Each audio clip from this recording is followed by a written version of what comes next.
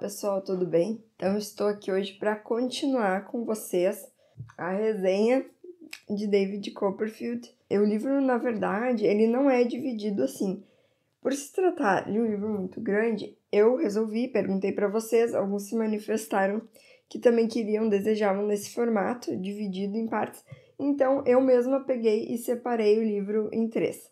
Então, aqui onde eu fiz a marcação, eu fui até o capítulo 18, e hoje eu vou começar o capítulo 18 e vou até o capítulo 39. Bom, o outro vídeo eu fui bem extenso, né? Já falei que esse é o tipo de vídeo que eu estou entrando em detalhes da trama. Então, para aquelas pessoas que não gostariam de conhecer tanto a respeito do livro antes de ter sua própria experiência de leitura, eu entendo, eu também sou uma dessas pessoas. Eu gosto de saber da história até certo ponto. Então eu recomendo que, de repente, vejam até a primeira parte do vídeo do David Copperfield, parte 1, e depois parem. E depois, com a leitura em andamento, ou já terminada, retornem para os meus vídeos para a gente conversar um pouquinho sobre o que vocês acharam dessa leitura, que para mim está sendo muito boa. Eu tô amando esse livro. Com certeza já é um dos meus preferidos da vida, assim, eu ter terminado de ler.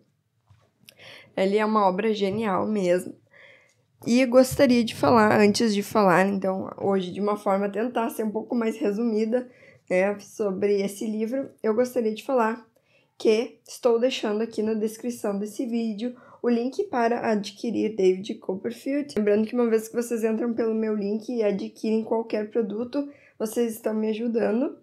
E lembro também do meu grupo do Telegram, que é um grupo que eu tenho colocado sempre links, apenas isso, o grupo só links, só eu publico no grupo e eu coloco links de promoções, de produtos, cupons quando eu recebo, e agora eu já estou dando um alerta lá no grupo que a gente vai ter de 22 a 23 de abril o App Day, uma promoção para aquelas pessoas que têm o aplicativo da Amazon no celular, ou seja, nada incomum, nada difícil de se conseguir. Quem tem o aplicativo da Amazon no celular vai ter acesso a determinadas promoções e eu vou dar uma conferida para ver o que vai ter de bom e vou dividir nesse grupo também, tá certo? Então, nessa segunda parte aqui, o David, ele já é um adulto de seus 20 anos, por aí. E então, ele como esse jovem adulto, ele mostra, né, a primeira parte, acho que a gente acabou pegando bem, assim, a infância do David e aquele olhar todo infantil dele até a adolescência dele. Lembrando, então, o finalzinho, né, fazendo aqui o previously, né, nos capítulos anteriores, a gente viu que o David foi morar com a tia dele, a tia Betsy Trotwood, que o recebeu no auge dos seus problemas pessoais de vida, uma criança que levou uma cruz muito grande, com certeza, na infância, e a gente finalmente respira aliviado com a mudança do David, que agora foi estudar. Então ele vai para a casa do Sr. Wickfield. Eu não me lembro se eu havia comentado a respeito desses personagens no vídeo anterior, mas aí agora eu vou falar porque eles são importantes para a trama. O Sr. Wickfield, pai da Agnes.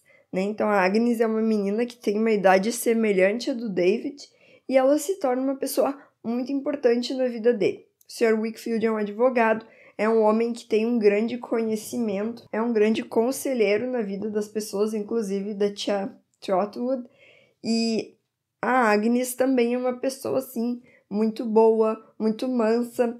Particularmente, é uma personagem que eu acho um pouquinho sem sal, um pouco sem graça, mas o que não se pode falar a respeito da Agnes é que ela seja uma pessoa sem virtudes. Ela é uma personagem muito virtuosa e a gente vai percebendo ao longo da leitura que a Agnes parece ter uma afeição a mais pelo David. Isso não tá escancarado, então eu posso estar errada, mas eu sinto sim que ela gosta dele. Ela pergunta pra ele, e quem são as pessoas que tu tá apaixonado agora? Porque tu tá sempre apaixonado por alguém.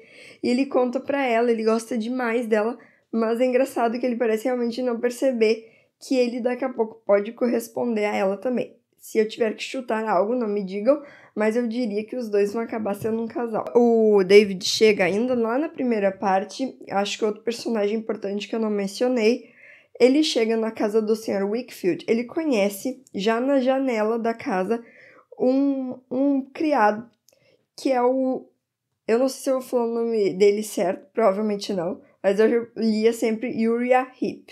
E o Uriah é um homem magro, extremamente magro, quase esquelético, alto, ruivo, e ele tem características muito peculiares, como a maioria dos personagens do Charles Dickens. Ele coloca algumas coisas na fala, no jeito de ser, que marcam muito aquele personagem e a gente acaba não esquecendo. Então ele é um personagem que tem as mãos frias e molhadas, então toda vez que o David aperta a mão dele, ele sente que tá pegando um peixe ou um sapo, é muito nojento, ele nos passa essa sensação de nojo, e isso tem alguma relação com a construção psicológica do personagem. Uma vez que esse Uriah é um homem que tá sempre dizendo que é muito humilde, que falou humildemente, e na sua humildade o autor, o Charles Dickens, ele usa a exaustão esses termos para realmente marcar característica do personagem, que gosta de se mostrar assim muito servil, muito útil, mas na verdade, com o passar do texto, a gente vai percebendo que ele tem intenções não tão humildes assim. Ele quer chegar em algum lugar e de fato ele chega. Então aqui, nessa segunda parte do livro, a gente, na minha opinião, vai ter assim um David que não está mais tão mal na vida dele, bem pelo contrário, ele sempre parece prosperar, e as pessoas ao redor dele, eu dividi assim em 3 principais núcleos, mas tem outros de pessoas que estão na vida dele e essas parecem que estão com problemas sérios agora, né? Pessoas que em algum momento o receberam de alguma forma e agora essas pessoas que enfrentam suas cargas de problemas. Então o David, como está nessa vida de jovem adulto, ele tem suas inseguranças de jovem adulto. Em diversos momentos ele demonstra que se sente jovem demais, inseguro, gostaria de ser mais adulto do que realmente é. E agora ele tá com uma dúvida muito comum do início da juventude, que é: o que eu vou trabalhar, o que eu vou fazer da minha vida? Então ele resolve fazer uma viagem. Nessa viagem ele acaba encontrando, porque nesse livro eu já tinha percebido que isso acontece, os personagens vão e voltam.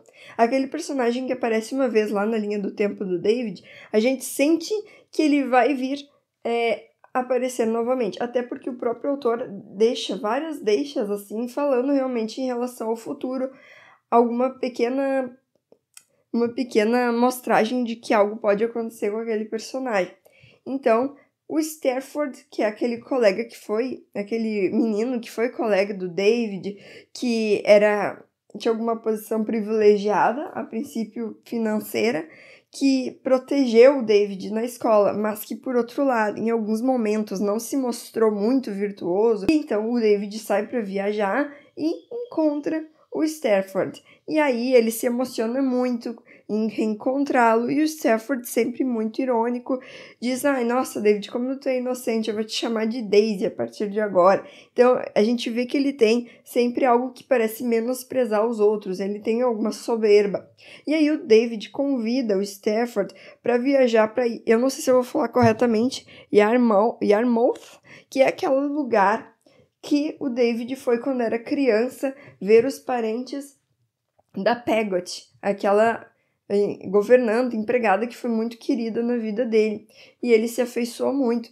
Então ele volta para lá para visitar a Peggot, para visitar o irmão da Peggot, o Sr. Peggot, a pequena Emily e todos aqueles personagens que já tinham aparecido anteriormente. O Stafford vai e diz que fica realmente curioso em conhecer a vida dos nativos, então a gente vê que ele vai com esse ar de soberba. No entanto, ele é uma pessoa muito simpática e todo mundo adora ele. Então os dois chegam lá em Yarmouth, no barco em que o Sr. Peggot, irmão da Peggot, mora, e quando eles chegam lá, o sobrinho da Peggot, Johan, está noivando com a pequena Emily. E os dois ficam muito emocionados, é um momento muito bonito, né? Todo mundo tá muito contente. Gente, eu tô tentando não me apegar muito a detalhes da trama, tá? Mas, basicamente, o que vai acontecer é que o David vai passar uns dias ali com o Stafford, e o Stafford vai se apaixonar por aquele lugar, vai inclusive comprar um barco que ele vai chamar de Pequena Emily, ele diz em homenagem ao tio Peggot, que é uma espécie de pai adotivo da Emily. Vai acontecer até algumas coisas bem estranhas, como, por exemplo, a pequena Emily, certa noite, é perseguida por uma garota de má vida. e a gente não sabe bem o que isso significa. Mas a gente sabe que ela tá um pouco atordoada. Vamos lembrar que a pequena Emily foi uma personagem que também teve uma deixa. Ela é ruiva também. Lembra que nessa época os personagens ruivos tinham havia um certo preconceito com os ruivos, como se fossem pessoas do mal, né? Isso acontece, tá sendo dito também lá no livro da Anne de Green Gables, né? A personagem é ruiva e as pessoas tendem a olhar pra ela de um jeito ruim por ela ser ruiva. Aqui eu vou ler pra vocês uma deixa que o Charles Dickens deixou pra nós, nesse capítulo.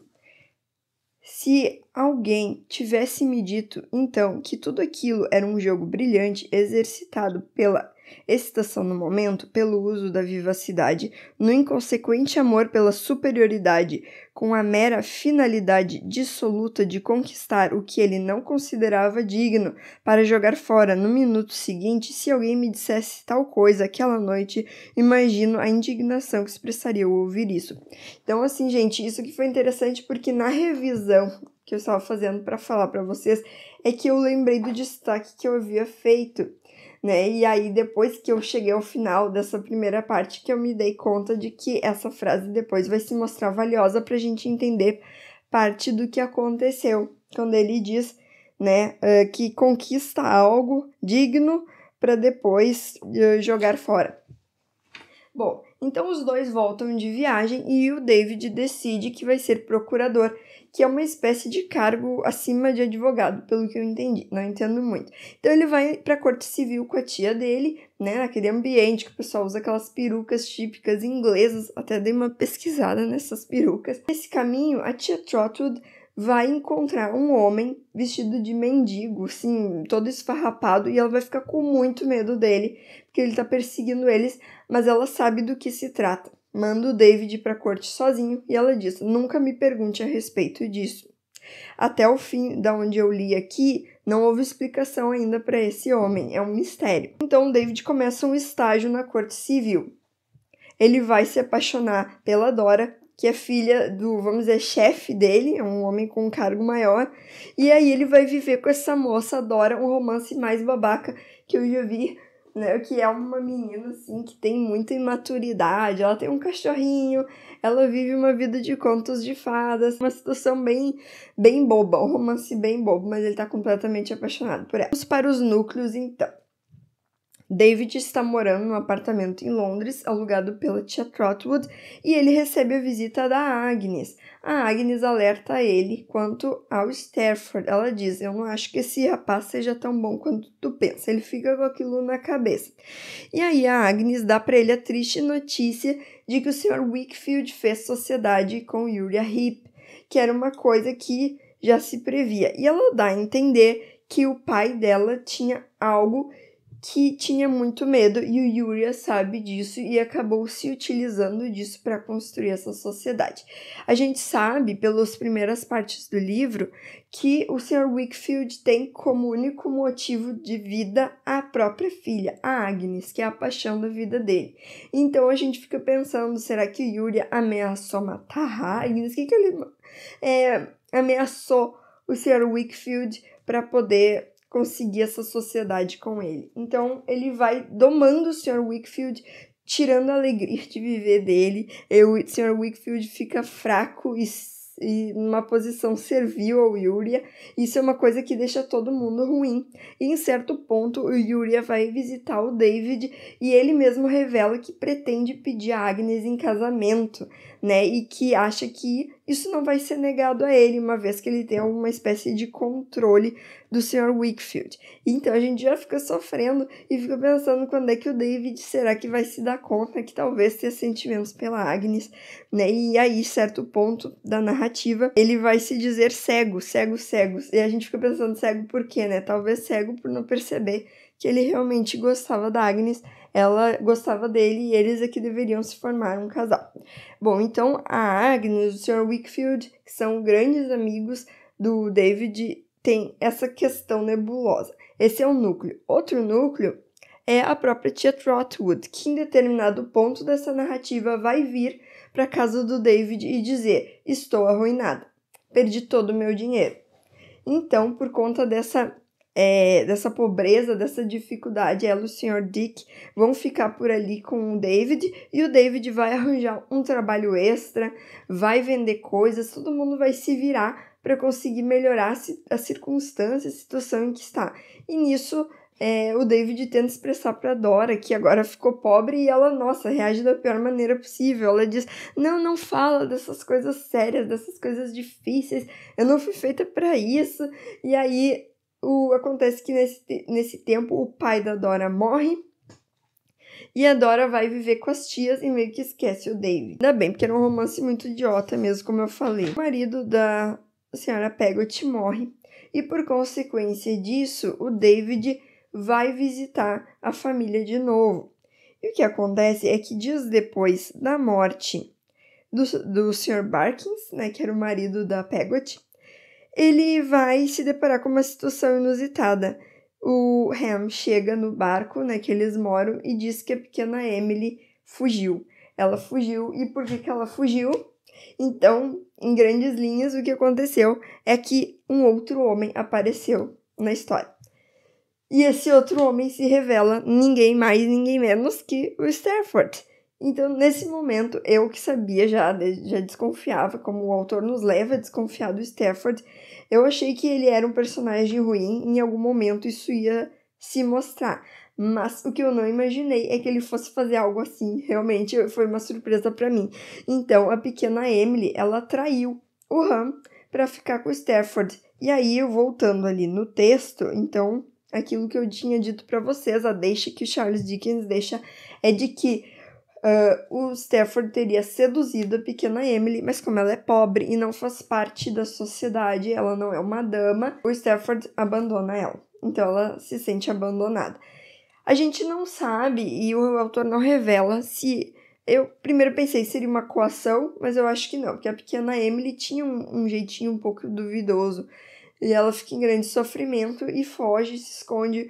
O Sr. Ham, o Sr. Peggot fica realmente muito angustiado, pensando se ela vai pra vida, né? Se ela vai perder a honra dela e vai de atrás dela. E a pequena Emily, a gente não sabe se ela foi seduzida, o que ele disse pra ela, qual é a posição que ela fica, mas ela fica realmente numa posição muito ruim na sociedade e muito mais mal falada que o próprio Stafford. Isso é uma coisa que o próprio autor chama atenção. De certa forma, eu acho que ele era mais preocupado com a questão da mulher, como ela ficava numa situação dessas naquela época. E eu posso dizer isso porque sei que Charles Dickens era um homem que fez instituições para tirar muitas meninas de situação de prostituição. Então ele era um homem que, nesse sentido social, ele se preocupava muito com a situação das mulheres. Enfim, então, um baita spoiler aí que eu dei pra vocês, mas eu já falei que ia, né, dar várias coisas a respeito dessa trama. Então, existe todo esse drama nesses amigos queridos da vida de David também. E outra parte ainda, encontra um colega do tempo da escola, que é o Traddles. E o Traddles está numa situação de pobreza. E o Traddles, por acaso, também conhece o Sr. Micawber. Então, a família Micawber também volta a aparecer aqui no David Copperfield. Então, gente, essa é a segunda parte. Acho que dessa vez eu fui um pouco mais resumida, né? E para mim o livro continua espetacular, muito embora até agora o que eu senti é que com certeza a primeira parte ela foi muito impactante. Nessa segunda eu já sinto que ela não é tanto, mas o texto nos prende de igual forma. Nessa segunda parte, até o capítulo 39, a gente consegue sentir um David que acaba ajudando mais do que sofrendo mais. E agora ele consegue ajudar mais esses núcleos de amigos deles que estão em uma situação mais complicada no momento, tá bem? Então, assim, continuo recomendando muito e aguardo vocês para o desfecho da terceira parte do David Copperfield, e nesse dia também vou trazer um pouco do que a gente tem aqui nos textos de apoio. Nessa edição da Penguin Companhia, a gente tem um texto da Virginia Woolf, e eu tô bem curiosa para saber o que ela vai falar a respeito desse texto aqui do David Copperfield. Então eu espero que tenham gostado, deixem seus comentários, likes, e aguardo vocês no próximo vídeo.